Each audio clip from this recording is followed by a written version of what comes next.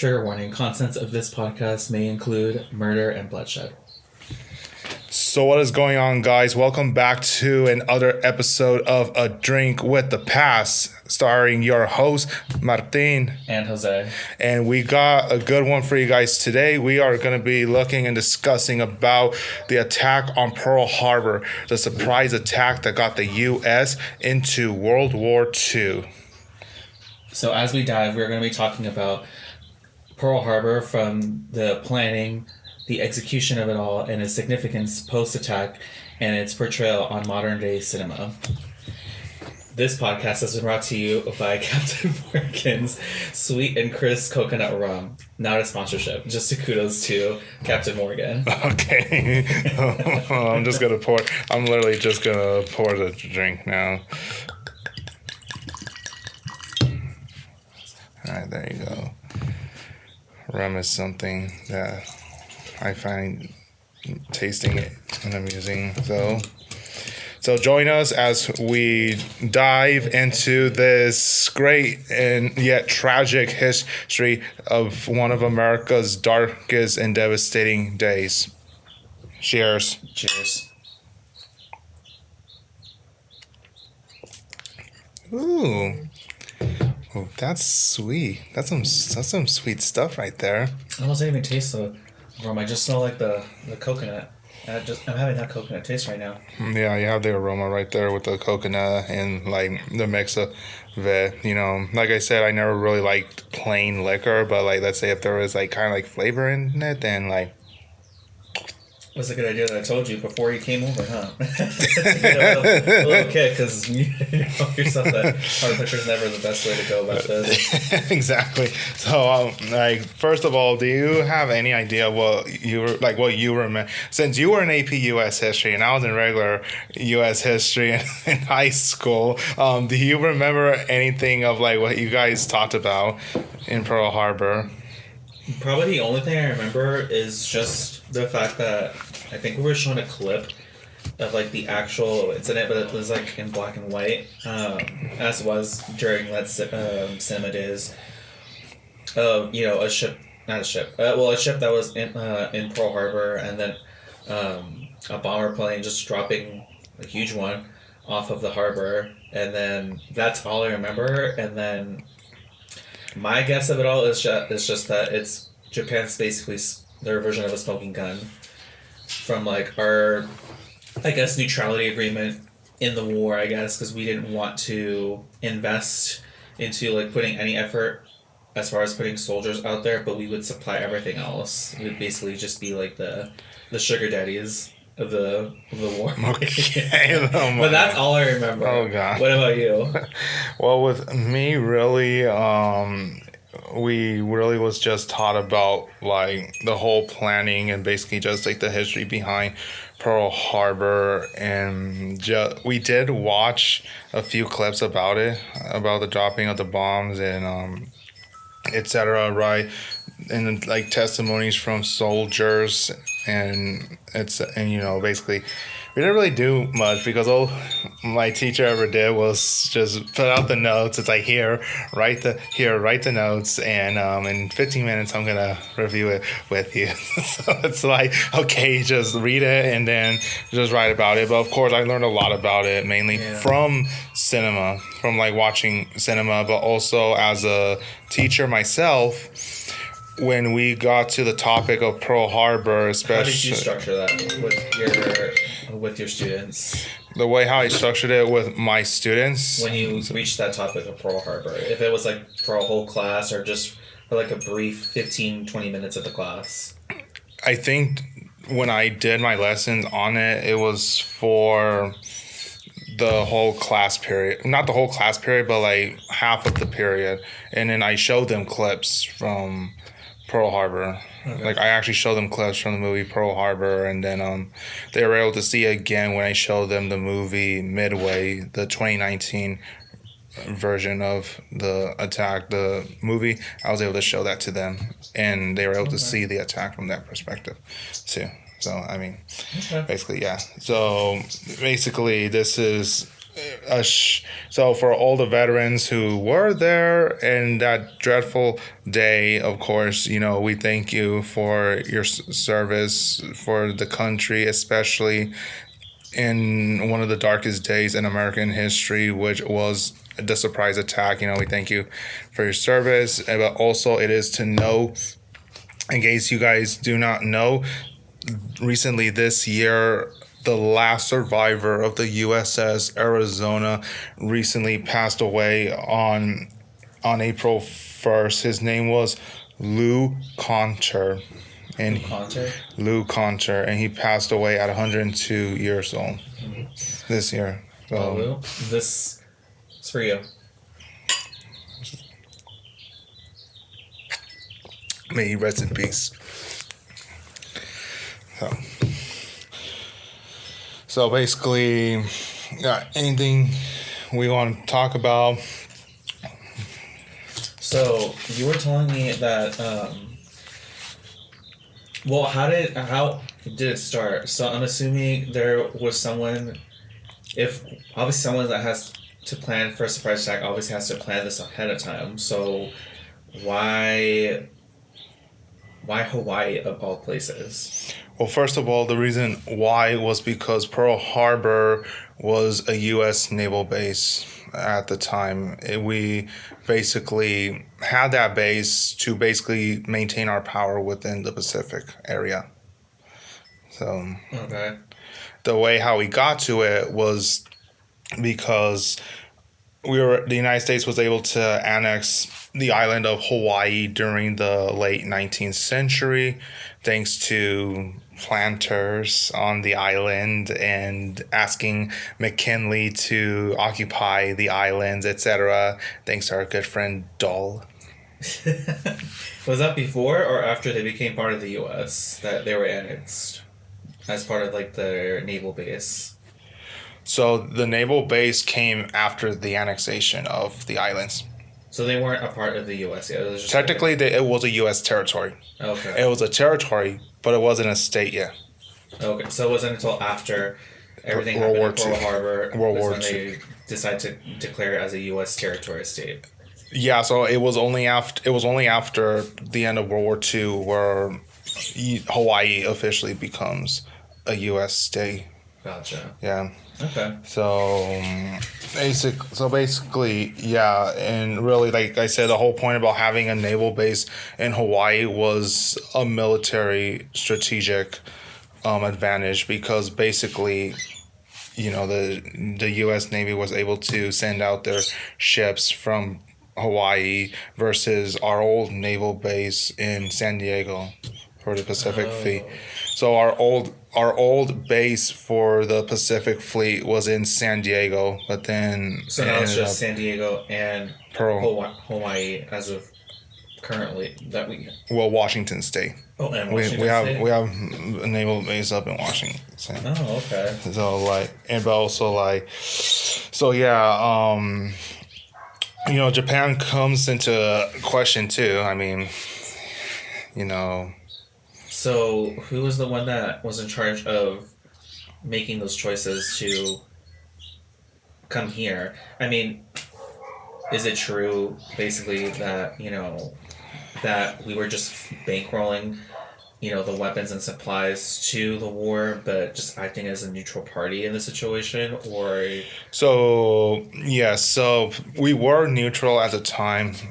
We were neutral because of, again, Britain and France was involved in the war in Europe that Nazi Germany declared over their rights. So we were neutral at this point. However, let's not focus about Europe at this point, because of course we're talking about Asia. So what was going on in Asia at the time? Well, first of all, China was one of our allies, was one of our key allies within Asia, including Japan too. However, it all changed when Japan ended up invading Japan. Well, Japan ended up invading China in 1937. So they had Manchuria in 1931. They invaded Manchuria in 1931 for their resources, because the U.S. had done an embargo on Japan because of their conquest that they did. So Oh, because they Manchuria. conquered China, they put an embargo. Manchuria. Yeah. They put an embargo there, saying like you can't get anywhere stuff. So their form of retaliating was just taking over for the resources itself. Basically, and you also got to look at the Great Depression. It was, remember, in the 20s, the Great Depression happened, 1929. The market crashes and nothing was being sent out of the country, no imports, no exports for a while. And so Japan got majority of the supplies from the US, from the outside, because being an island nation, they didn't really have that many resources that like the US or other countries outside of Japan has. So after that stopped, Japan basically thought the only way to get what they needed was to be on the offensive this time. Was to basically take it by force, if necessary. Right. Okay. Interesting. But my question is like how because you're saying like they just take things by force, so what does that have to do with us? With, us being so far away from everything, especially just based on the distance between us and Japan. Well, why is it just because we're allies and you know, we're doing the best we can, and with the Great Depression, there wasn't really much we could do because China wasn't wanting to send anything to us at this point in time. So why? Why are we still being the target? Well, because basically the U.S. was one of the main powers that Japan relied on as a huge ally, especially because of World War II. We were World War One. My apologies. World War One. We were allies during World War One, so we basically helped out. So we were fighting in Europe, and then Asia, and then Japan was fighting against the Germans within their own colonies within Asia that the Germans had. So the Germans had colonies in Asia, and so the way how Japan got involved with it was by, they ended up declaring war on Germany as well, and then they ended up going in, and after the signing of the Treaty of Versailles, Japan basically got the German colonies in Asia. Okay. Okay. Yeah, so that was basically what happened, and basically the point. But the point is, like, that I'm trying to make is that in 1931, Japan invades Manchuria, and then later on they invade French Indochina, which is basically current day Vietnam, Laos, and Cambodia. Yeah. So they ended up going on the all-out offensive just to get the raw materials that they need that they weren't receiving because of the Great Depression happening. Right. And at this point, I mean, they already had a territory. They annexed Korea already in 1910. They annexed Korea as a colony of Japan. Gotcha. So the U.S. basically did an embargo, and then in 1937, that's where it actually happened. In 1937, like, Japan ended up fully invading China, and then they go into the old capital city of Nanking. Nanking. Yeah. Nanjing, right? It was like these two different names, but they were both the same place. And of course, I don't know if you're familiar with what happened in that city. Wasn't there, like, I could be wrong, and this might be like a different time period, but wasn't there like a protest going around in the middle of town or something? And that's when the naval, not the naval base, but basically the soldiers came and started shooting everyone down that was like protesting at that point in time. I don't know. They weren't protesting. So no one was protesting. Soldiers just came in, set up like a makeshift government, but like there were soldiers of the nationalists. So the Chinese nationalists, they ended up trying to fight them off, but then all of a sudden it just got worse. They got angry, and then the Japanese ended up just massacring a lot of the civilians in Nanking, women, children, the elderly, and like it was like one of the most brutal massacres that the Japanese ever committed. Yikes. Yeah, so the U.S. heard about this, and China being an ally to the U.S., the U.S. there were citizens in this country that began to protest against Japan about their brutality in China and what happened in Nanking. And eventually, this is where it gets to it. Oil becomes involved. Oil. Oil is involved in this. How so? Basically, supply the oil to them. Because we were the ones who were the main suppliers of oil to Japan, and when we heard about what happened to the people of Nanking, we ended up saying, okay, you know what, you guys are done. And not only do you guys not get like steel or other things, but you are also not going to get oil too. Wow. So unless you pull out, then we're gonna invoke this embargo. Like the embargo is gonna be still in place unless you. So we're just gonna place another embargo, and a much harsher one, just to Japan itself.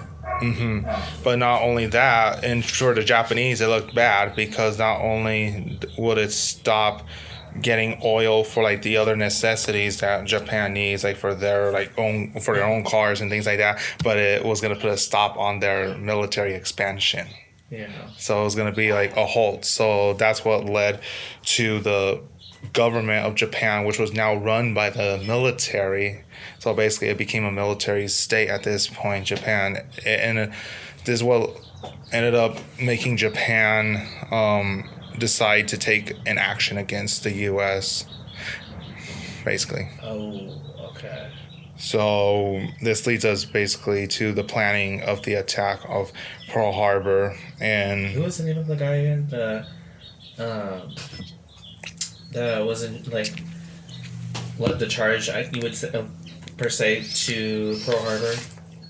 Isoroku Yamamoto. Good old Admiral Isoroku Yamamoto. Okay.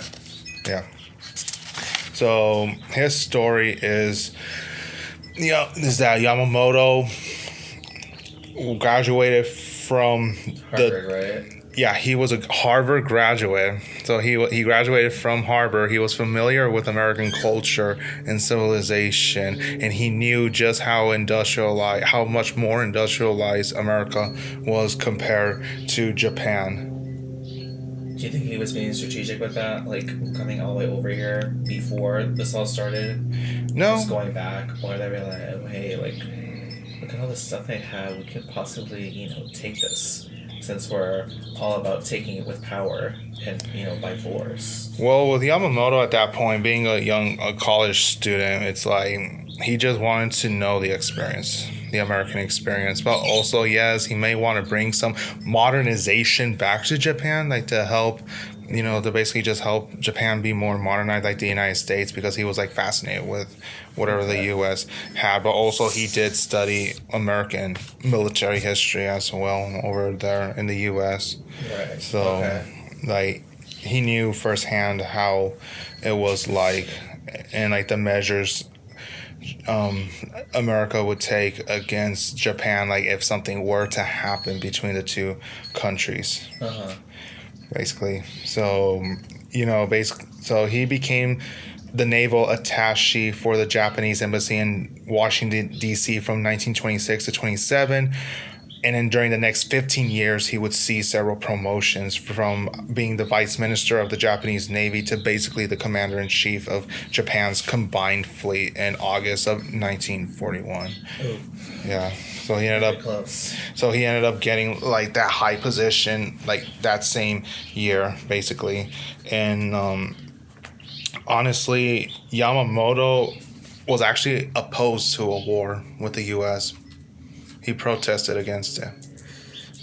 Who was it that had the final say then? If he was, the one. General Hideki Tojo. Okay, so he was the one that said we should still come here, and he's just saying at this point it's not worth it then. Yep. So Prime Minister Tojo Hideki,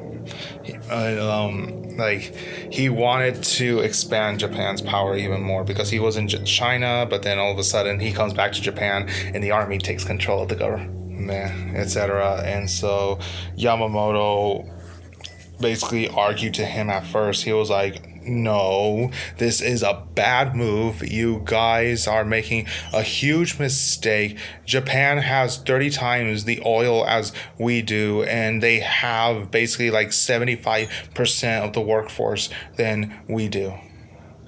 So you're saying Yeah. the U.S. has more arm power than Japan does. Exactly. We just said that. Okay. Exactly. We had more things than Japan had, and basically, But he couldn't really do much because he wasn't, he wasn't at least in terms of ranking, he was below him. yeah, he was basically kind of below him in the government, in the government level and military level. Yeah, because really the Army and the Navy didn't even like each other at that point. But basically, Yamamoto was like, okay, listen. The only way we could be able to do this is by launching a surprise attack that is aimed at crippling the U.S. Navy in the Pacific.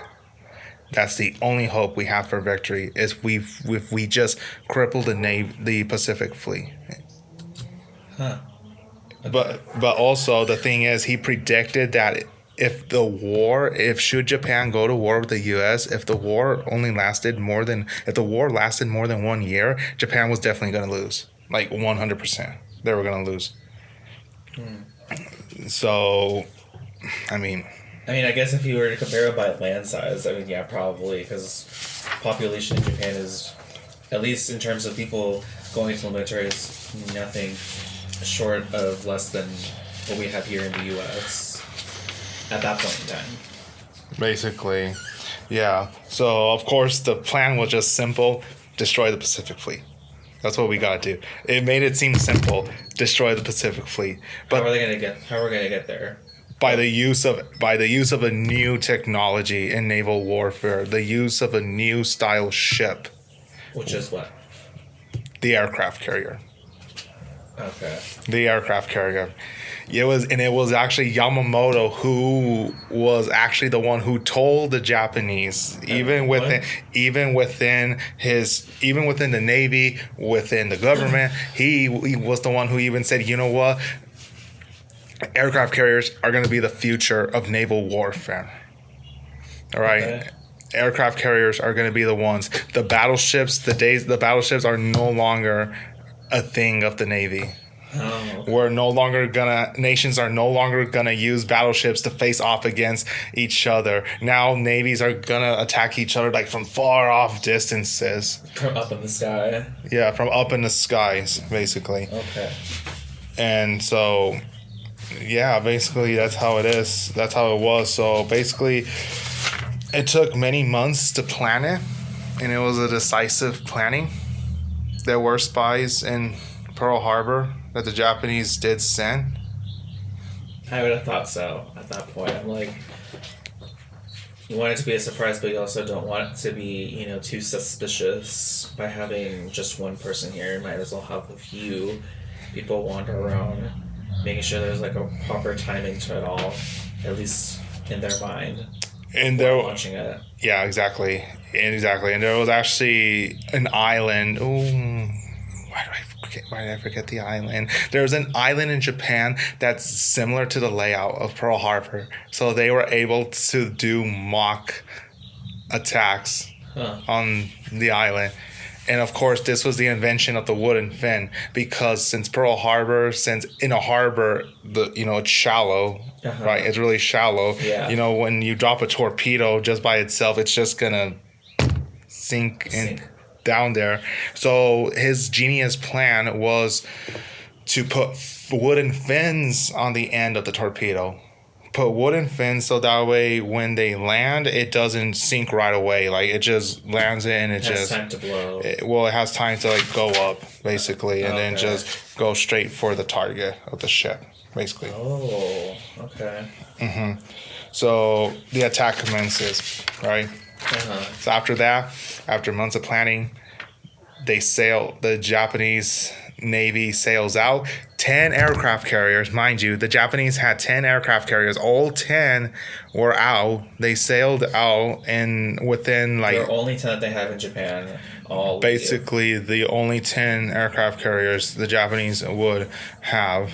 And Lee, okay. yeah, so so smart of them. yeah, so and all the planes, right? They were like hundreds of miles away, like probably like 200 miles, like more than 200 miles away from Pearl Harbor, and so they were able to launch their planes on December 7th, and basically, the planes head out. They go to Pearl, and they go in without ease. Because they already have their spies on there. Well, not their spies. Well, not their spies. Because of the new invention, the radar. The U.S. were not familiar with radar like the British were, because the radar was a British invention. So when the U.S. received the radar, they didn't trust it at all. Oh. They did not trust it at all. So like the base on Hawaii, I think it was on a different island, but there was a base where there was like a radar station right there, and so they picked up like a bunch of like things coming, right, like a bunch of planes, and at first they were like, doesn't that look weird, they were talking to each other, doesn't that look weird, blah blah blah, etc. And then they send a message, they send a message to the command, and then the command basically said, oh, don't worry about it, it's just a Like group what, of naval training. Well, not naval training, but it was just a group of like B-25, 27. I forgot what type of planes, but like they were like army planes that were coming in from the mainland. So like they were scheduled to come in that day. So they're part of us. They didn't know that they were essentially, the Japanese aircraft carriers. Yeah, they didn't know that it was Japanese aircraft. They just thought it was just the delivery of the planes from the mainland over to Pearl. And so, like I said, the Japanese just went on with ease into the harbor without resistance. And so, basically, like I think it was like around 7 o'clock in the morning. That was where a lot of sailors were still sleeping on their ships, and like all of a sudden, when the first bomb drops, all hell basically breaks loose on the harbor, basically. And it was just so quick, decisive, and it was like over within an hour. Like an hour. It was like over within an hour. So those carriers didn't even stay in Pearl Harbor. They just dropped and left. Basically, that was their plan. But they came in 3 waves. That's the thing. They came in 3 waves. And so basically at 8 o'clock, right, 7, 8 o'clock, that was where the planes come in. Bombs and bullets would rain down to the vessels moored below. And at 8:10 a.m., a 1,800-pound bomb is going to smash through the deck of the battleship, the USS Arizona, into the ammunition magazine, into the level where the ammunition was stored, the magazines. And then it caused the big explosion. Oh, yikes. And it had more than 1,000 men trapped inside the ship. 1,000 men that were still inside the ship wouldn't go down. Wow. And then, of course, you have the USS Oklahoma, which basically lost balance, and then it rolled on the side, and it slept upside down. Oof. And there were still sailors inside there. Wow. And basically, they had to, since ships were riveted, it's difficult to try to take it apart.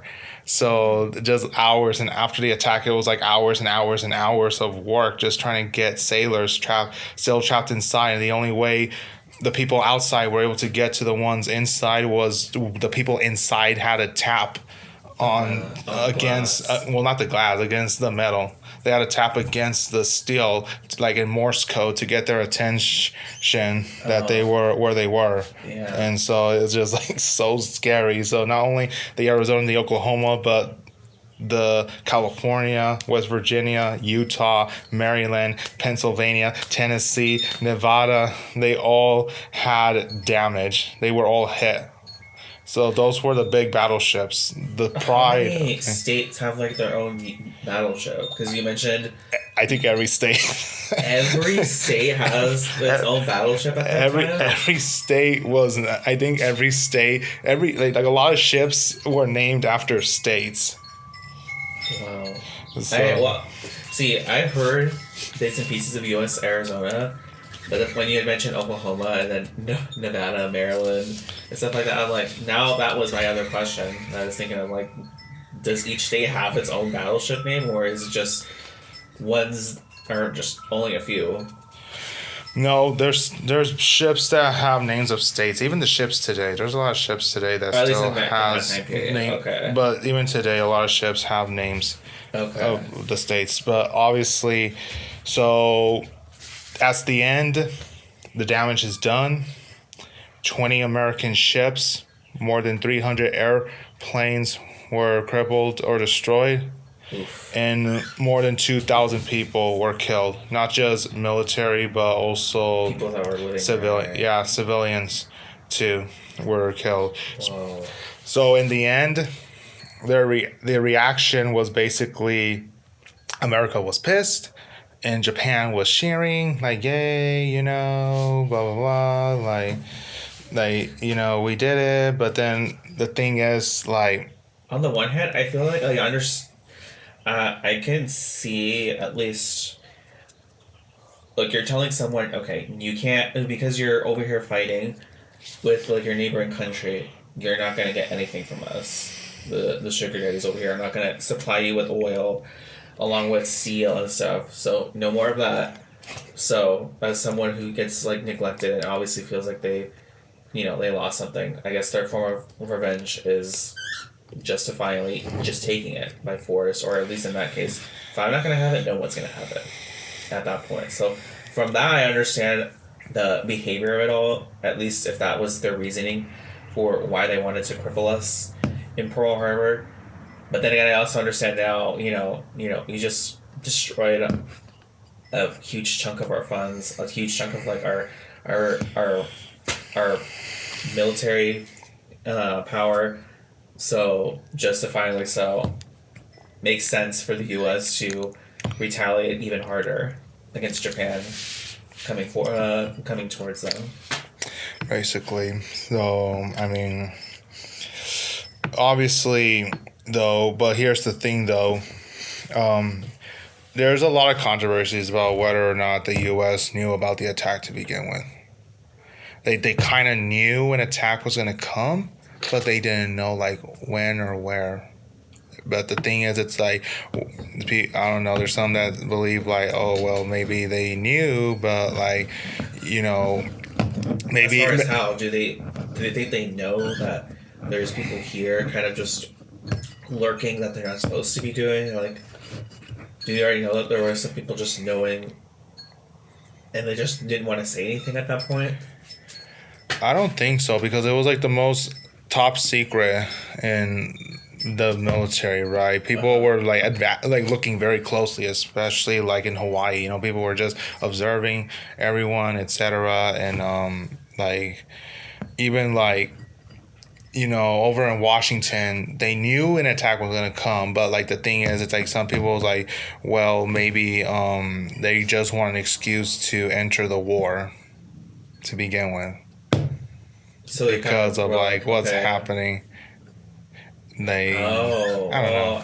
Okay. I mean, I guess if you put it that way, maybe there could be some sort of reasoning to join if something were to happen. Hope nothing bad ever happens in Pearl Harbor.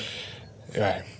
So the worth of the attack. Do you feel like it was worth just knowing about that in school, being taught that? Do you feel like it was ever worth it before ever knowing what the U.S.'s reaction was ever going to be at that point? It honestly was not worth it. In my opinion, it wasn't even worth it. Why? Because any smart Japanese out there at that time period, any smart Japanese, right, who was educated in the U.S. or who knew anything about the U.S., they would know that, just resources that Japan had, even like the resources that America had and the manpower that America had surpassed that of Japan's. And it's like, no, it wasn't even worth attacking Pearl Harbor. I mean, if you were to go to the Dutch East Indies, right, if you wanted to take their oil, would you have faced some backlash from the Americans on the Philippines when the Philippines was still part of American colony? Right. Maybe you may get some reaction from there, but I don't think they would have had the big battleships because all the big battleships were mainly in Pearl Harbor. But also it wasn't worth it because their main goal was not in Pearl Harbor that day. Their main goal wasn't in Pearl Harbor. What was their main goal? Their main goal, technically, was to destroy the aircraft carriers that were in Pearl. But none of the aircraft carriers were in Pearl. They were out in sea that day.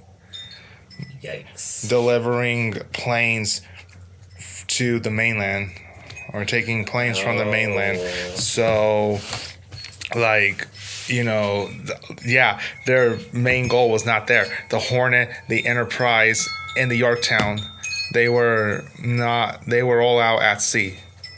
So this is just collateral damage. It's just like, okay, when you have plan B, let's just get rid of the ships.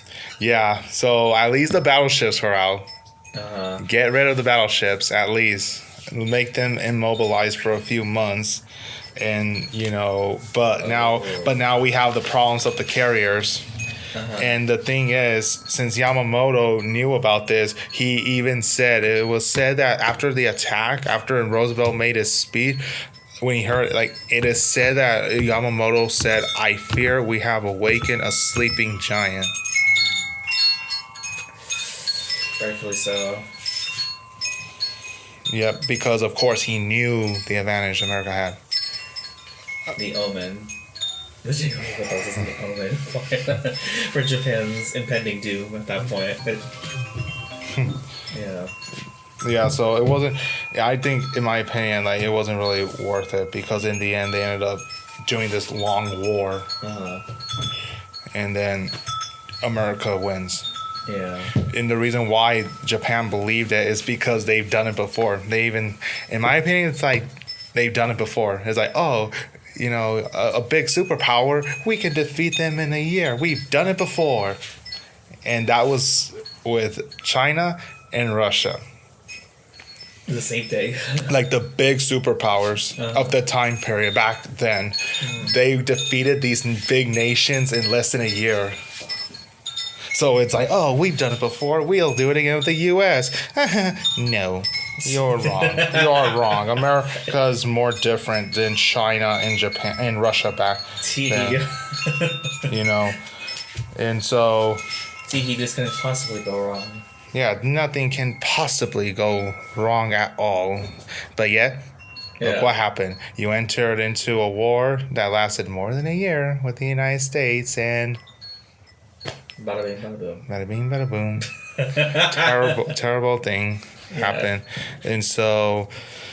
But I just remember... But, of course, after the war ends, a few years later, we have... the portrayal of the attack on cinema, since it was the most attack, the attack that did get us into World War One, and of course we like movies about World War Two. World War Two. My apologies. We got into World War Two, and yeah. So what was one of the first movies that came out, if you remember, or if you? From what I remember was mainly like shortly after, but the one that I remember the most was the 1990s Pearl Harbor. Oh, okay. With Ben Affleck. Ben Affleck. Ben Affleck, this is for you as a joke. My gosh, but there's some people but I just like the cinematography of the attack. Like just how the attack looked like. But other than that, like the whole romance BS, all that crud, that whole love story crud, it's like, okay, it's cinema. There has to be a story. But the whole point about it is like, Pearl Harbor, the attack on Pearl Harbor. So what exactly? So a brief explanation of the plot, if you will, of that cinema of Pearl Harbor, but with Ben Affleck. So what happens? It's just a story about two friends right? They grew up together. They wanted to be pilots in the military. They end up getting in, but Ben Affleck's character, he ends up getting shipped off to help the British Royal Air Force and against Germany. Okay. And then they think he's dead, but then he's back from the grave. They thought he was dead. He's back from the dead, right? He's stationed in Pearl, and then they fight over a girl. They're not fighting over a girl. It's like a love triangle sort of thing, like a love triangle. And so basically, the attack happens, Pearl Harbor, and then they participate in the Doolittle raid, which happens a few months after the attack. So the first offensive against Japan, and they end up, one of them dies. One of the love triangle people dies. One of the friends, the buddy Danny dies. Danny dies, and Ben Affleck survives because he's Batman. Because he's Batman. He's Batman. And Batman never dies, according to Batman lore. So, and then you have the new movie, the 2019 movie of Midway. So you have the 1970s version of Midway, and then they made another movie about Midway in 2019, and they did depict the attack of Pearl Harbor again, right? So what happened in this portrayal of Pearl Harbor? So basically, it's all about a pilot's friend who served as an officer on the USS Arizona. So it's from his perspective. Yeah, yeah. So so this pilot serves on one of the air carriers on the Enterprise, right? And then his buddy serves on the USS Arizona. So he was in Arizona at the time. And then but unfortunately he dies. He is one of the thousands that get trapped inside. Well, not trapped inside. He just gets he gets killed. Okay. On top of it, so basically, whatever happened to Yamamoto after the attack? Did we ever hear from him again after that? So Yamamoto ends up still planning on the sidelines, right? He ends up planning on the sidelines. He plans the Battle of Midway, right? But then all of a sudden, the U.S. finally catch up with him in 1943. Where was he at that time? So he was flying. So he was being escorted by plane, right? He was being flown over Bougainville Island, I believe, back to Japan. He was being flown back to Japan, I think. Okay. But then he was intercepted flying over Bougainville Island, and then his plane ends up getting shot down by U.S. planes. So he ends up landing or crashing into that island that you were just talking about. And basically dies. But he did not die. I don't want to say he died in vain, but he died having been right about two things. He was right about two things. But the attack itself being a fail? Well, no. About a calculated mistake? Well, the effectiveness of aircraft carriers in long-range naval battles. But that Japan will lose a drawn-out struggle with the U.S. So, I mean, he was right about those two things. Yamamoto was right about those two things. That, you know what, aircraft carriers was going to be the new thing of the Navy, and that Japan was going to lose against the U.S. in a years-long war. Right. So, I mean... Yeah. Interesting. So, just the USS Midway, and then the other one with Ben Affleck was the only ones that you know of. That's the ones that. Oh no! In a movie called Tora Tora. Tora Tora. Yeah. What happened to that one? So basically, I want to say it's a Japanese movie. It's a Japanese-made movie because the Japanese even made movies about the attack as well. But of course, it's told from their perspective. Well, so it's a Japanese movie based on their perspective of attacking Pearl Harbor. Okay. Because that's the code. If you must know, that's the code word that the Japanese used That was a code word that the Japanese Drop used the- to begin the attack. Tora, Tora, Tora. Oh. Tora. Yeah. So, yeah. So Do you a feel like lot it of depicts what actually does happen it. in that part? And that's Yeah, it shows it, but again, like I said, it just shows like the Japanese perspective, right? It just shows the Japanese, and then of course it goes into them losing the Battle of Midway, and then etc. Right, and so Oh, so it goes farther into it, like even post attack. Okay. yeah, so I mean, Okay. Interesting. Well, thank you for enlightening me and enlightening the audience on Pearl Harbor, its history, into why it's being pulled into this problem with Japan, as far as like its execution of it all and the backlash that Japan gets later on after the attack by our former president. Thank you guys for listening. Make sure you like and comment. subscribe. What you think we should, what your favorite part of this episode was, or what you feel like you want to add to this discussion of Pearl Harbor. Subscribe to the YouTube page of History Martin. Our next episode, we will be talking about the origins of Christmas. Yes, indeed. It will be talking about the origins of Christmas, and hopefully, hopefully, by the grace of God, we have our guests coming in to discuss about the origins of Christmas, hopefully not just from a religious point, but basically on a cultural point and historical point as well. And maybe we might even throw in a few history of Santa Claus himself, good old Saint Nicholas. Maybe. That explains a lot about how we get a lot of our traditional Christmas things, such as stockings and the giving of gifts, right, etc. So, until next time, guys, this has been your host, Martin. And Jose. And thank you for joining us as we take a drink with the past.